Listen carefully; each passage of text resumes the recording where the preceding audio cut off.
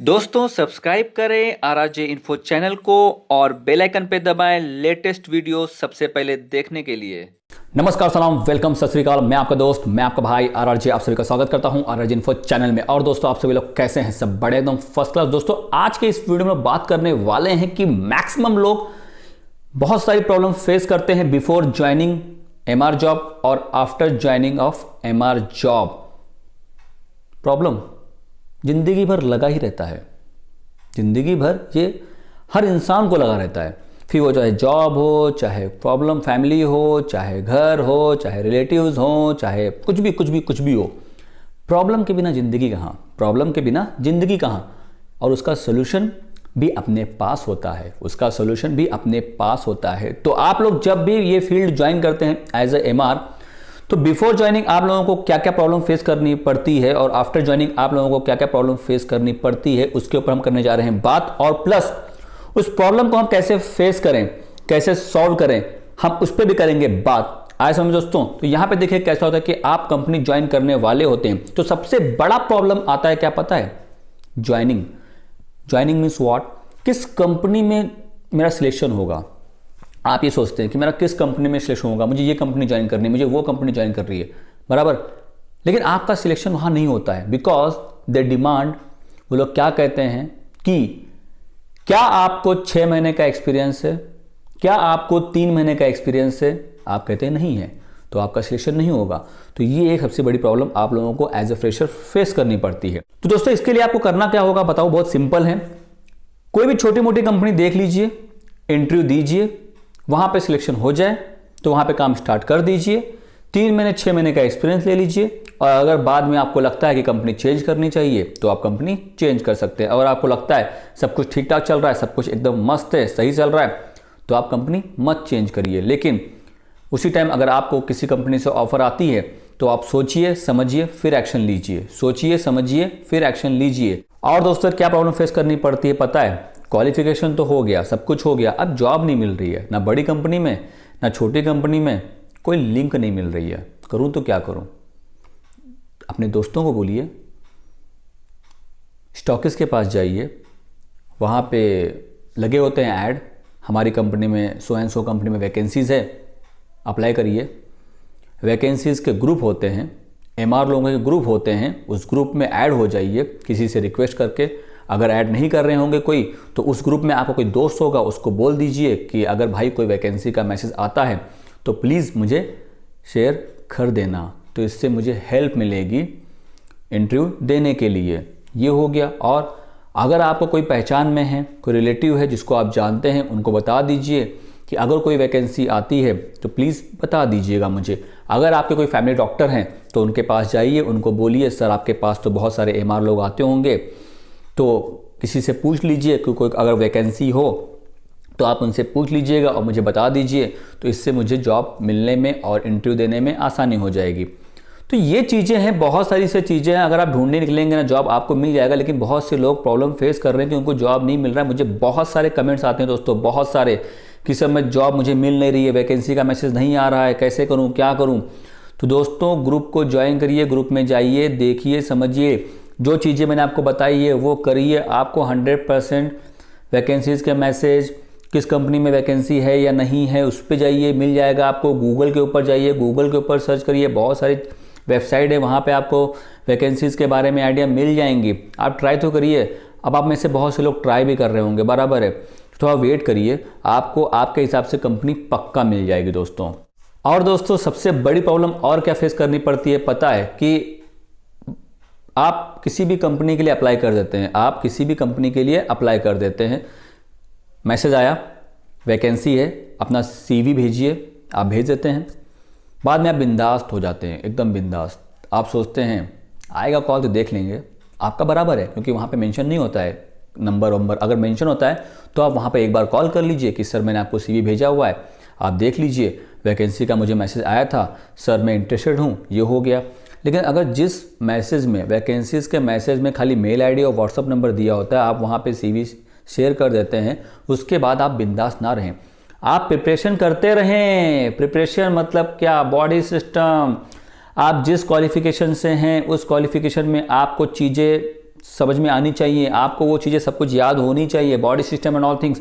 आपका क्वालिफिकेशन कोई भी हो, ये बॉडी सिस्टम 12 सिस्टम जो है वो कंपलसरी पूछते हैं, उसमें से कितने सिस्टम क्या, वो कौन सा क्वेश्चन पूछ ले, इसके ऊपर भी मैंने वीडियो बनाया, उसकी लिंक डाल दूंगा डिस्क्रिप्शन में, आप देख लीजिए, आपको आइडिया मिल जाएगी। उसकी एक छोटी सी क्लिप आप यहाँ पे देखिए तो आपको इस क्लिप से आइडिया आ जाएगी उस वीडियो के बारे में।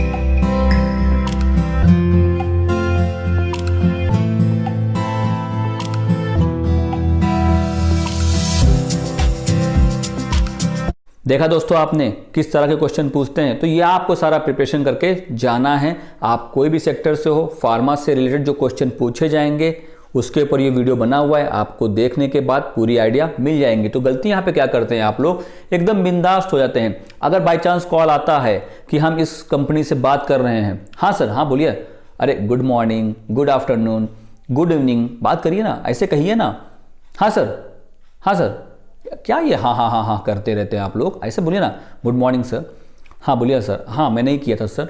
अगर वहाँ से जो चीज़ें पूछते हैं उनको बताइए, सर नहीं मालूम, सर नहीं मालूम, तो भाई सीवी किस लिए भेजा था, खाली देखने के लिए? तो ऐसे आपको प्रॉब्लम फेस करनी पड़ती है। तो एज अ फ्रेशर आपकी जिम्मेदारी है, सारे सिस्टम विस्टम जो भी चीज़ें हैं वो सब आपको थॉरो होना चाहिए। ज़्यादा नहीं, अगर थोड़ा बहुत भी आप बोल भी लेंगे ना तो आपका सिलेक्शन हो जाएगा। अब दोस्तों मेन बात करते हैं कि आप में से बहुत से लोग सोचते हैं फ्रेशर की इंग्लिश आए चाहे ना आए सिलेक्शन तो हो जाएगा, बराबर सोचते हैं, इंग्लिश इज़ नॉट कंपल्सरी। लेकिन इंटरव्यू क्रैक करने के लिए उतनी तो इंग्लिश आनी चाहिए कि जिससे कि आपका कम्युनिकेशन सामने वाले बंदे के साथ हो सके, कम से कम उतना तो बोलिए। ठीक है, अगर आप उतना नहीं बोल पा रहे हैं, जो जिस हिसाब से कंपनी है, सामने वाला बंदा जैसे बोल रहा है, आप उस हिसाब से हिंदी इंग्लिश जो भी आपकी लैंग्वेज हो उस हिसाब से आप इंटरव्यू दीजिए। लेकिन इंग्लिश आना नहीं जरूरी है, मान के चलिए अगर आप, तो एटलीस्ट सामने वाला बंदा क्या बोल रहा है वो तो आपको समझना चाहिए ना। सामने वाला बंदा इंग्लिश में क्या बोल रहा है वो तो समझिए दोस्तों। आप में से बहुत से लोग, माफ करना दोस्तों, आप में से बहुत से लोगों को यह भी समझ में नहीं आता कि सामने वाला बंदा क्या बोल रहा है। ऐसा ना करें दोस्तों, ऐसा ना करें। मैं आपसे रिक्वेस्ट करता हूं कि अगर सामने वाला इंग्लिश में बोल रहा है और आपको इंग्लिश नहीं आती है, कोई प्रॉब्लम नहीं है, आप ना बात करें इंग्लिश में, आप अपनी लैंग्वेज में बात करिए उनसे, लेकिन एटलीस्ट अंडरस्टैंड। यहाँ पे अगर आपको समझ भी नहीं पा रहे हैं आप कुछ इंग्लिश में क्या बोल रहे हैं, तो यहाँ पे कह दिए सॉरी सर, प्लीज़ इस लैंग्वेज में बोलेंगे सर तो मुझे समझ में आ जाएगा। हिंदी, मराठी, गुजराती, पंजाबी, जो भी हो आपकी रीजनल लैंग्वेज, आप उस हिसाब से उनसे बात करिए। अंडरस्टूड, आया समझ में?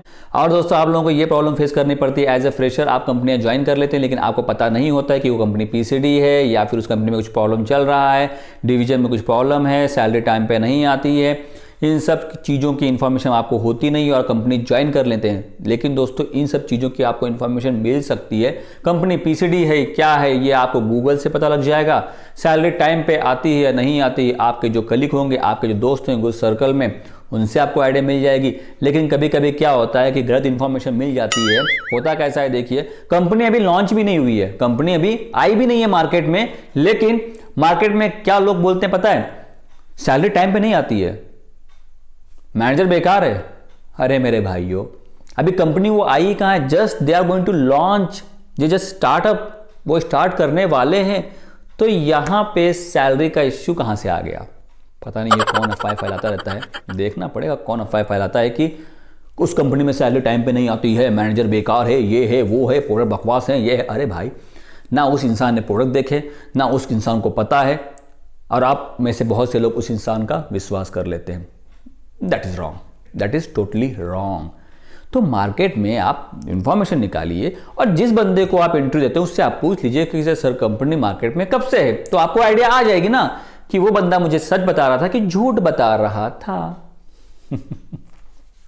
हंसना चाहिए दोस्तों, हंसते हंसते अपना काम करना चाहिए, क्योंकि मार्केटिंग में हंसेंगे तो ही आगे बढ़ेंगे, और अगर ऐसे करते रहेंगे तो डॉक्टर आपका प्रिस्क्रिप्शन भी नहीं लिखेंगे। मतलब क्यों पता है ना, पेशेंट अपना दर्द लेके जाता है और अगर आप अपना दर्द लेके वहाँ जाएंगे तो आप और पेशेंट में फिर फ़र्क क्या रह जाएगा दोस्तों। तो इसीलिए हमेशा स्माइल के साथ अपना काम करते रहें। और दोस्तों एज अ फ्रेशर आप लोगों को ये भी प्रॉब्लम फेस करनी पड़ती होगी कि कोई आपसे अचानक पैसे मांग ले, दे दो 1000 रुपये, दे दो 2000 रुपये, दे दो 3000 रुपये, दे दो 4000 रुपये, मैं तुम्हारा इस कंपनी में सिलेक्शन करवा दूंगा। तो दोस्तों बिल्कुल भी पैसा मत दीजिए, आपका पैसा डूब भी सकता है, क्योंकि फार्मा कंपनियों के एबीएम वेबीएम जो भी लोग हैं वो लोग पैसे की डिमांड नहीं करते हैं और ना ही कंपनी ऐसा बोलती है। तो आप ऐसे झांसे में ना पड़े बिल्कुल भी। अगर कोई पैसा मांगता है तो आप उसकी तुरंत कंप्लेन कर सकते हैं एसोसिएशन में, या फिर उस कंपनी में आप कंप्लेन कर सकते हैं कि आपके कंपनी के ही मैनेजर मुझसे पैसा मांग रहे थे। इमीडिएटली उस बंदे का जॉब चला जाएगा। और दोस्तों सबसे बड़ी प्रॉब्लम और फेस क्या करनी पड़ती है आपको as a fresher, dressing sense, dress code. मतलब टाई पहनते ही नहीं है कुछ लोग, टाई पहनिए, पीछे नीचे चप्पल पहन लेते हैं कुछ लोग, चप्पल तो बिल्कुल भी ना पहने, टाई शर्ट वो भी एकदम प्लेन रखिए। ये नहीं कि एकदम उसमें एकदम तड़क भड़क कलर पहन लिया। Light shirt, tie, pant and plus formal pant plus shoes is compulsory. जाते समय सेविंग वेविंग करके जाइए। क्या शेविंग वेविंग करके जाइए? मैंने नहीं की है, कल कर लूँगा। ठीक है दोस्तों, मेरा कौन सा इंटरव्यू है। और अगर आप दाढ़ी रखते हैं तो इसको एकदम मेंटेन से रख करके ही जाइए, या ना हो कि एकदम बड़ी बड़ी हो, उसको थोड़ा सा मेंटेन कर लीजिए फिर आप जाइए अगर आप दाढ़ी रखते हैं तो। और अगर नहीं तो क्लीन शेव होना ज़रूरी है। बालों में अगर लगा तो थोड़ा सा तेल लगा लीजिए, एकदम चिपचिपा मत करिए। बाकी आपकी चॉइस है, आप अपनी कैसे हेयर स्टाइल रखते हैं वो आपकी चॉइस है, डजेंट मैटर। लेकिन आपका जो लुक है एकदम प्रॉपर वे मेंटेन रहना चाहिए। Shoes, formal pant, shirt, tie and दाढ़ी, शेविंग एकदम क्लीन होना चाहिए। सामने वाला बंदा क्या पूछ रहा है उसको सुनिए, उस हिसाब से आंसर दीजिए। वहाँ पे ये मत गिड़गिड़ाइए, मेरी कंडीशन बहुत ख़राब है, मुझे जॉब की नीड है, बहुत ज़रूरत है। बराबर दोस्तों, अगर आपको जॉब की नीड है, जॉब की बहुत ज़रूरत है, फैमिली में प्रॉब्लम है, तो आपने इंटरव्यू का प्रिपरेशन क्यों नहीं किया? आपको उसी तरीके से इंटरव्यू का प्रिपरेशन करना चाहिए, तैयारी सारी करनी चाहिए। वहाँ पे रिक्वेस्ट करने से अच्छा है डिमांड कीजिए। डिमांड कीजिए ना कि yes sir, just give me chance, definitely I will prove it, I have that much quality. ऐसे कॉन्फिडेंस के साथ बोलिए। ये थोड़ी बोलिए कि सर फैमिली प्रॉब्लम चल रहा है, मेरे घर में कंडीशन नहीं है, मुझे जॉब की बहुत नीड है, ये है वो है। इमोशनली टची ब्लैकमेल प्लीज़ ना करें, अपने आप को प्रूफ करें। तो दोस्तों ये जो चीज़ें हैं ना, ये हैं ज्वाइनिंग के पहले आपको ये प्रॉब्लम फेस करनी पड़ती है, कंपनी सर्च से लेकर के अपना इंटरव्यू देने तक, बराबर है। लेकिन अब यहाँ पे शुरुआत होती है ज्वाइनिंग करने के बाद आपको प्रॉब्लम क्या फेस करनी पड़ती है। वो ये फेस करनी पड़ती है कि आप मान लीजिए कोई XYZ कंपनी ज्वाइन कर लेते हैं। ज्वाइनिंग करने के बाद आप वहाँ पे अपॉइंटमेंट लेटर, ऑफर लेटर के डिमांड नहीं करते हैं। और अगर डिमांड नहीं करते हैं तो आपको आता नहीं है। अगर आपको अपॉइंटमेंट लेटर, ऑफर लेटर नहीं आएगा तो आपका अगली कंपनी में सिलेक्शन कैसा होगा? तो इसीलिए ऑफर लेटर, अपॉइंटमेंट लेटर आपका हक है, आपका अधिकार है, आपको मांगना चाहिए और मांगना ही पड़ेगा। और बिना मांगे चुप मत बैठिएगा, उनसे लेकर के रहिएगा अपॉइंटमेंट लेटर और ऑफर लेटर। और अगर अपॉइंटमेंट लेटर, ऑफर लेटर आपके पास आता है तो उसको आप संभाल के रखिए। ये नहीं कि उसको कहीं पे फेंक दिया, ढूंढना पड़ेगा, कहीं रख दिया है, पता नहीं है। भाई जॉब है, क्यों टाइम पास कर रहे हैं, क्यों खेल रहे हैं अपनी लाइफ के साथ? सारे आपके जो डॉक्यूमेंटेशन है, क्वालिफिकेशन के सर्टिफिकेट सब जीरोक्स कॉपी में, मतलब फोटो कॉपी, जीरोक्स कॉपी को मेंटेन रखिएगा उसको। और अपॉइंटमेंट लेटर, ऑफर लेटर कंपनियों को एकदम संभाल के रखिए, संभाल के किसी फाइल में रखिएगा, उसको खो मत दे दीजिए। ओके, कहीं खो गया, हो गया तो फिर आपका कल्याण हो गया, तो ऐसा मत करिए दोस्तों। तो सैलरी स्लिप आप एवरी मंथ मांगते रहिए कि सर क्या सैलरी स्लिप नहीं है। बहुत से लोग पता है मालूम है क्या करते हैं कि कंप्रोमाइज कर रहे हैं, जॉब कर रहे हैं, लेकिन उनसे अगर पूछेंगे क्या तुम्हारे पास ऑफर लेटर है, अपॉइंटमेंट लेटर है? नहीं सर मुझे दिया ही नहीं। अरे भाई तुमने मांगा नहीं क्या? नहीं सर कभी नौबत ही नहीं। अरे मांगो ना फिर उनसे, क्यों नहीं मांगा? पता नहीं सर, क्योंकि मैंने मांगा लेकिन दिया नहीं। अरे आप कर क्या रहे हैं? वो आपका अधिकार है, बिना अपॉइंटमेंट लेटर, ऑफर लेटर। अरे सबूत क्या है, प्रूफ क्या है कि आप उस कंपनी में काम कर रहे हैं? कोई सबूत नहीं है। बैग से लेके क्या करेंगे? बैग को क्या आप चाटेंगे क्या? Bag, visiting card, bag, visiting card, sample, reminder, ये क्या करेंगे आप दिखा करके? क्या शो करना चाहते हैं? मान लीजिए दोस्तों, मान लीजिए अगर आपको अप्लाई करना है बैंक में लोन के लिए, तो क्या दिखाएंगे? ये बैग है, ये विजिलेट है, ये रिमाइंडर है, ये ले लीजिए ना सर प्रूफ। अरे भाई, इस बेसिस पे ऊपर के अगर आपको लोन मिलने लगेगा तो हर कोई बैग दिखाएगा? फिर नहीं दोस्तों। सैलरी आपके अकाउंट में आ रही है क्या by the company name, salary slip आपके पास है क्या, अपॉइंटमेंट लेटर, ऑफर लेटर आपके पास है क्या, तभी आप एलिजिबल हैं लोन अप्लाई करने के लिए। आया समझ में? आपको पता ही नहीं होगा, आपने ऐसे बहुत से लोगों को, बराबर ना? अरे हाँ या ना कुछ तो बोलिए। और दोस्तों, एज अ फ्रेशर आपको कंपनी ज्वाइन करने के बाद RCPA, कंपनी कहती है कि RCPA करो, तो उसके ऊपर मैंने वीडियो बनाया हुआ, वो आप देख लीजिए, मैं उसकी लिंक डाल दूंगा डिस्क्रिप्शन में, आपको आइडिया मिल जाएगी। RCPA क्या होता है कि आपको मेडिकल में जाना है और RCPA के द्वारा आपको डॉक्टर फाइंड आउट करना है, क्योंकि कुछ कुछ कंपनियां डॉक्टर लिस्ट नहीं देती है, तो आपको खुद डॉक्टर लिस्ट बनानी पड़ती है। तो इसीलिए आप हर मेडिकल शॉप में जाइए, पूछिए यहाँ के आपके आजू बाजू में डॉक्टर कौन है। अगर आपको रोड पे जाते हुए दिखते होंगे डॉक्टर, तो आप उनको देखिए, उनका सर्वे कीजिए। इस हिसाब से आपको RCPA करना है कि डॉक्टर कितना प्रिस्क्रिप्शन लिखते हैं, कौन सा ब्रांड लिखते हैं, वो ब्रांड आपके पास आपके कंप्यूटर ब्रांड में आता है क्या, कि वैसा सेम मॉलिक्यूल का ब्रांड आपके पास है क्या। ये सब कुछ होता है RCPA के अंदर। तो ये आपको नोटबुक में आपको प्रॉपर वे मेंटेन करना पड़ता है। कुछ कुछ कंपनियां बोलती हैं RCPA के लिए before joining. Okay, before joining मतलब क्या, आपका ज्वाइनिंग हो गया लेकिन वर्किंग स्टार्ट करने के पहले आपको बोलती है कि RCPA कर लो। तो वहाँ पे कुछ लोग हार मान लेते हैं और जॉब रिजाइन कर देते हैं। कुछ लोगों को बहुत सारी प्रॉब्लम फेस करनी पड़ती है, तो कंपनी की कहासुनी सुननी पड़ती है। बाकी दोस्तों, आप लोगों को करना क्या है कि एज अ फ्रेशर अगर आप हैं या फिर आपको 3 महीने 6 महीने का एक्सपीरियंस भी है, तो आपको आपका कम्युनिकेशन बढ़ाना है। इंग्लिश के ऊपर थोड़ा सा वर्कआउट करना ही पड़ेगा। थोड़ा बहुत कर लीजिए, थोड़ा बहुत, ज़्यादा नहीं, थोड़ा बहुत कर लीजिए। और बेसिक वर्किंग को स्ट्रांग रखिए। कंपनी जो डाटा मांगती है उसको टाइम टू टाइम भेजते रहिए। मानती है कंपनी कि आप फ्रेशर हैं, थोड़ा टाइम लगेगा, लेकिन ज़्यादा भी टाइम मत लगाइए। डॉक्टर सर्वे, डॉक्टर लिस्ट, MSL, जो भी चीज़ें वो आपको टाइम टू टाइम बना करके कंपनी को देना पड़ेगा। और दोस्तों, कहीं पे भी आप जल्दबाजी मत करिएगा। चीज़ों को करने से पहले आप 1-2 बार सोच लीजिए, फिर उस चीज़ को करिएगा, वरना क्या होगा, आप ही प्रॉब्लम फेस करेंगे। प्रॉब्लम मतलब क्या, अगर ज्वाइनिंग करनी है कोई कंपनी, तो पहले वो कंपनी ज्वाइन करने के पहले समझ लीजिए कंपनी कैसी है, क्या है, फिर ही आप एक्शन लीजिए, वरना हो जाएगा उसका रिएक्शन।